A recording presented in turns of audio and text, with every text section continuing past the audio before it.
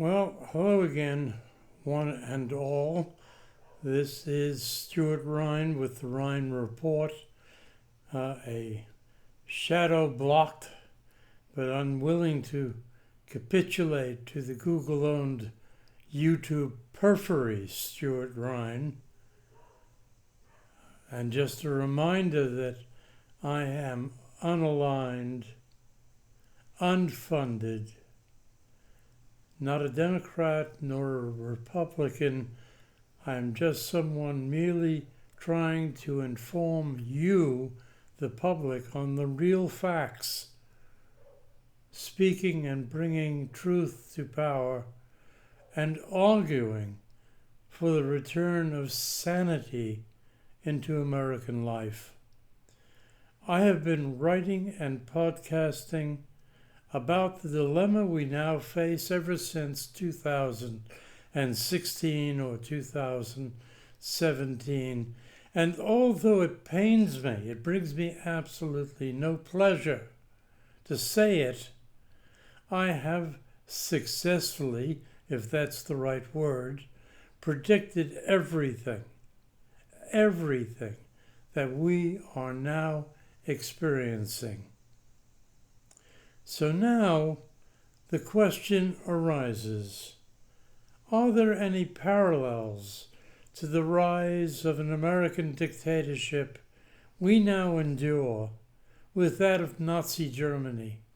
And is there a commonality with the German judiciary and our own in aiding and abetting the fascists in control to crush opposition, target and scapegoat minorities, limit or put an end to free speech, destroy an administrative state, create and disseminate absolute lies and misinformation, turning the DOJ into a ministry of information in a puppet dictatorship and totalitarian regime, prosecuting opponents of the regime, invading our civil population with military forces, and so forth. The list of wrongdoing is virtually endless. So the answer is in regard to the role of the judiciary in our country is a definitive yes. Yes, German judges did not object to the Nuremberg laws. Instead, the judiciary actively participated in the creation and implementation of Nazi laws and policies, with many of the judges readily embracing the regime's ideological principles and becoming willing instruments of the Nazi agenda. Most judges in Germany were not principled objectors, but were convinced of the Nazis' legitimacy or felt compelled to align with the ruling party to maintain their own positions and serve the Nazi concept of law. Does that sound at all like our Supreme Court? Yes.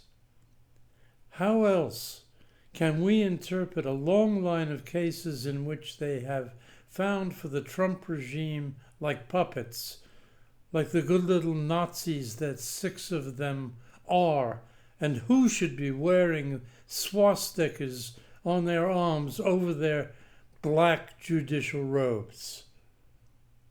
We can start from their granting virtual absolute immunity to Trump, a felon, serial abuser, and functional psychopath, their intended destruction of the Voting Rights Act, their allowance of dark money to dominate politics and elections, their permissiveness in finding gerrymandering maps constitutional, their repudiation of long accepted precedents, and on we go.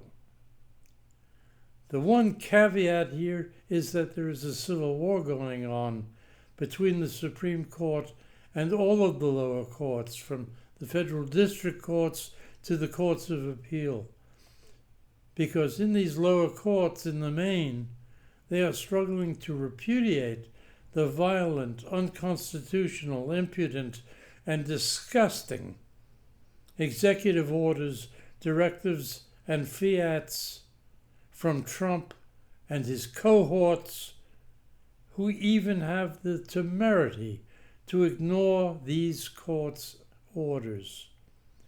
The Supreme Court, unfortunately, stands above them, betraying our democracy, finding often without proper writs, motions, oral argument, and opinion in its nefarious shadow docket, the emergency docket, for the implantation of Nazi policies and control, one-man rule, and the disembowelment of our rule of law. While these lower courts go on and the Supreme Court overturns them time and time again, just as in Nazi Germany, the implementation of one-man rule is incremental, so that the various pundits who think we're on a ladder heading towards dictatorship are absolutely living in cloud cuckoo land. Step by bloody step we go on, and while no two totalitarian regimes are necessarily alike in all respects, the similarities between the American and German experiential varieties do bear notice and consideration. As we now face an existential threat to our free and fair electoral process and the violence of extrajudicial ICE agents acting as Trump's SA or Gestapo or private police force, and the invasion of our streets by armed forces, while, just like the Reichstag, our Congress does nothing but concede to dictatorship. Many thanks for watching. I hope some of you will comment. I hope we can find our way out of the fog of this weird algorithm blockage which impedes my getting these messages out to you people. And believe me, my content is every bit as good as MSNBC, CNN, Ben Meiselas, Popak, Brian Tyler Cohen, and others who are doing a similar job. But I usually find different forms of analysis to them. And I am useful. Thank you for watching. God bless.